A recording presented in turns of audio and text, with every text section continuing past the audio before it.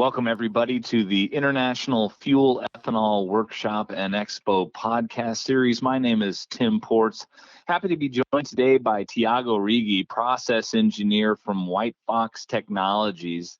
Thiago will be presenting on Wednesday, June 15th, in a panel we're calling the Technologies Increasing Efficiency, Driving Down Carbon Intensity, and Lifting Plant Profits.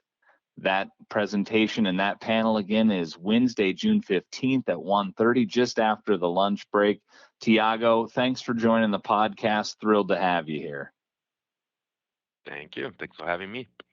Absolutely. Say, Thiago, driving down the energy required to separate water from produced ethanol seems to be Whitefox's calling card. Is an interest in driving down the carbon intensity of produced ethanol the best reason for producers to engage the Whitefox team and explore a membrane deployment? Yeah, for sure. We've been seeing the past few years quite a bit of interest actually from the producers in reducing their carbon intensity, especially as the low carbon fuel standard markets develop in California, some places in Canada, Europe, and so on. So we've been seeing a lot of interest already on that sense. And when you kind of look at the macroeconomic uh, situation that we have going on right now, there are a lot of countries that are looking, they've made a lot of pledges of cutting emissions by 2030, which is really, right around the corner from now. It's not all that far. A lot of countries have been talking about carbon neutrality by 2050. So we kind of just really expect that narrative is just going to be getting stronger and stronger in terms of reducing carbon intensity and driving the economy to a low carbon type of state. Um, with There was actually a good Nature magazine article that I was reading earlier on this year, and they were talking about in general the energy consumption in the world, and they were looking at the U.S. and the world, and they were seeing how from all the energy consumption we get about a third of it comes from in the industry. The rest would be like commercial, residential, transportation, and stuff like that. But a third of it comes from the industry, and from that third, about half the emissions of those emissions comes from separation processes. So those would be like distillation, evaporation, dehydration, and stuff like that. So when you look at it, just separation processes in general are kind of accountable for about 15% of the carbon emissions in the economy right now. And that really, for me, shows how important it is, for us to start looking at efficiencies on those separation systems, so distillation and so on. But also at looking at those perhaps not as mainstream separation technologies such as the membranes and how they can play a role in help us reduce that carbon intensity and in the next few years that I think it's going to be so important going forwards. But to be a bit more, maybe answer your question a little bit more directly. So yes, we do see that being already as a major reason why producers are looking to membranes, but it's not necessarily as well the only one that is a driver. I could probably talk about a few examples, but a major one, I guess, that we see nowadays is also in terms of increasing capacity. There's quite a bit of geopolitical risks right now with the war in Ukraine that has been um, catching a lot of attention as well. So we've been seeing from producers, in the U.S. and Brazil, that there is a little bit of a drive of trying to capitalize a bit on that market and exporting to the European market, which is a slightly different grade than what we see in the U.S. So definitely there is like a lot of like major um, different drivers that the industry is seeing right now, but definitely carbon intensity reduction is on the core to all of that. That might be the takeaway of the podcast right there, Thiago. Half of the industrial energy consumption out there globally is committed to separation, a separation step of some kind, some industrial separation application. fascinating stuff, and certainly really points towards technologies like the Whitefox technology as a really important and vital piece of driving out the carbon intensity of that separation.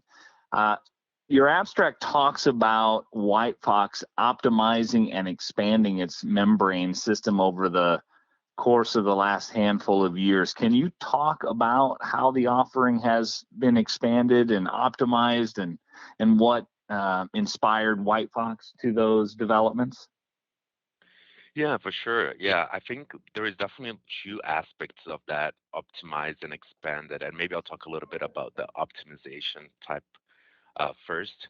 So Whitefox is the type of company that we like being in direct contact with our installations and the producers that have our installations. So we do ongoing support. We trade data back and forth with our producers, and we want to make sure that our system is producing to the best of its capability. And kind of the neat thing that comes from it as well is that we seek and we receive a lot of feedback from our plants as well. And that really allows us to look at into like those optimizations opportunities for our designs. So we're constantly looking for solutions that will make our design better and more robust to our existing customer base and to future projects as well.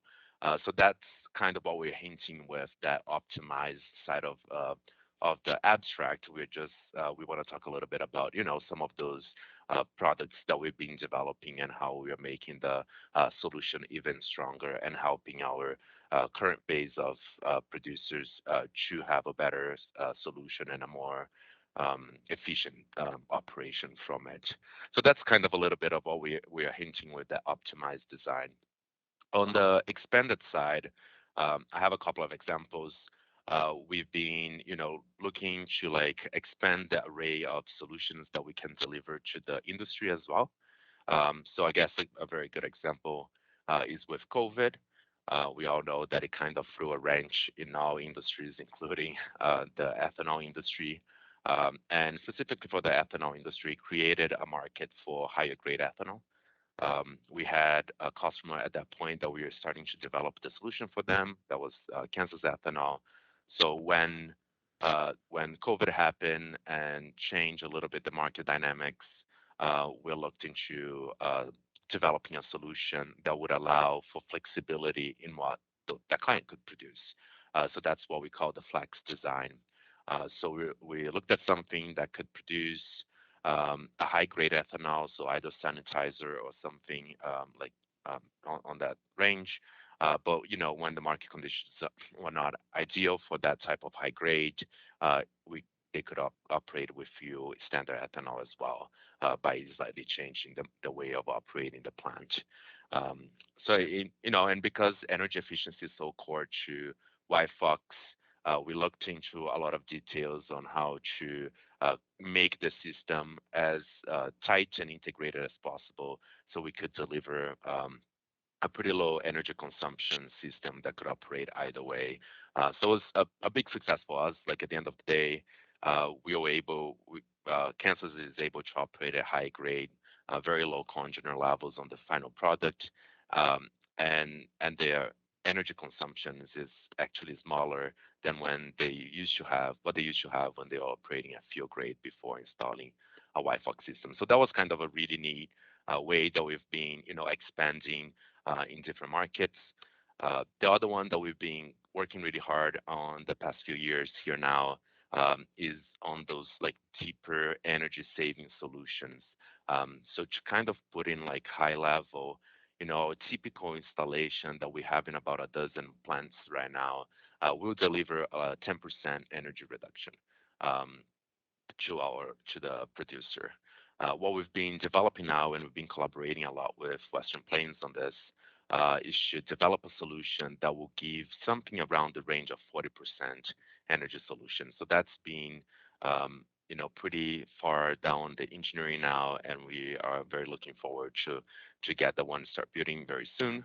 So that's something that is being baking for a while. And what we want to look what we want as well, that solution should be able to, in the future, even achieve something even further than that. So we are looking at something like 80% energy reduction in the next few years. So something like when we talk about expanding, is expanding our array of solutions and our product portfolio to help to adapt to the market needs, adapt to the looking at those low carbon intensity plants and low carbon few standard markets. And as you adapt, develop those new solutions to help the producers get there. Impressive energy savings that you're delivering already, and it sounds like the Whitefox team's not satisfied and are hungry to be able to offer your ethanol plant customers even more. If you've seen the Whitefox presentation over the course of the last couple of years, I urge you to check in again with them, as it seems like they are expanding the savings that they are offering ethanol teams. Last question for you, Thiago. Lost in all of the excitement in the CI score reduction offered by the technology is the increased throughput offered by the technology without having to expand the other aspects of distillation and dehydration. How vital is this value for producers to understand about a Whitefox membrane deployment? Yeah, for sure. And maybe to kind of answer this question, I'll take a little bit of a step back and comment on like a bit of the project economics of a Whitefox solution. So typically, when you put the membranes in, because the membranes are more efficient, the membranes they end up removing a lot of the recycled streams on distillation, which really debottlenecks distillation and reduce not only then your energy consumption on dehydration, but also on distillation. So the main driver, like if you're putting the membranes, the one thing you're 100% gonna get is natural gas reduction based on those efficiencies that the membrane finds. So right off the bat, you're getting a natural gas, and even if the producer don't sell to those low carbon markets, they still are going to capitalize on the savings that a lower natural gas bill will give them. And especially nowadays, again, that geopolitical um, risks raising, natural gas prices. So that becomes fairly relevant already. And even with just the natural gas savings, the project already tends to have a very interesting economics to it. The second aspect, as we were mentioning, yeah, is the CI score. A lot of the producers will sell to low carbon markets, then they can almost like double down on that natural gas reduction because they are paying a lower bill, and they're also getting the credits from the low carbon fuel that they are producing.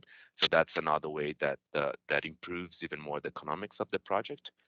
And the third major one that we see is definitely on the capacity increase. And we talked a little bit earlier about, Europe wanting to be a bigger buyer of fuel from, different sources than Russia. Um, there is also a lot of talk of, energy independence. So countries like the U.S. and or every single countries questioning again if they should be, how much they should be producing internally versus importing and relying less on imports. So that all plays a big role on, increasing your capacity. And when you do so, the Whitefox, because it is a dehydration system, increases automatically your dehydration capacity when you're installing on Whitefox. And because, as I mentioned, you're removing a lot of those bottlenecks and those recycle streams, it actually ends up increasing your distillation capacity as well. So when the producer is able to capitalize on that increased capacity, that again improves the economics of the project even more. And it's kind of interesting too, because to be honest, it's a very case by case what drives the project or not. Like we've seen a lot of different drivers for different clients that we've had. So just kind of an example, we had one client that was struggling because, as we all know, peak fuel demand in the U.S. is in the summertime because it's driving season, but it's also when it's hot out and the cooling water capacity that they had wasn't able to handle the the production that they needed to do. So what they needed to do was to decrease their capacity, the plant capacity, because they didn't have enough cooling water to, cool the fermenters and all of that. And something that maybe is less obvious is when you're saving that natural gas, the other side of it is that you're also saving on the cooling water demand. And that was one of the main reasons why they decided to go with the Whitefox system, because they understood that by putting the Whitefox system, they would be able to reduce that cooling water demand and increase the capacity on summer rates when you have that peak demand. So there's quite a few of those examples, like maybe just another one to throw it out there. Um, Similarly, another producer was interested in they would bottleneck on their boiler capacity, so they could increase capacity and they wanted to increase capacity, but they weren't able because they couldn't produce enough steam for it. But because the Whitefox allows you to produce more alcohol, more ethanol with less steam, then they could actually increase the capacity and end up debottlenecked on the boiler capacity. So there's quite a few of those neat case by case drivers. The industry, there is no one, one case fits all. But we also look forward to hearing out what the producer is struggling with and how our solution can fit them the best and help them achieve those major goals and minor goals in terms of their operations. Appreciate those thorough comments, Thiago. Thank you so much.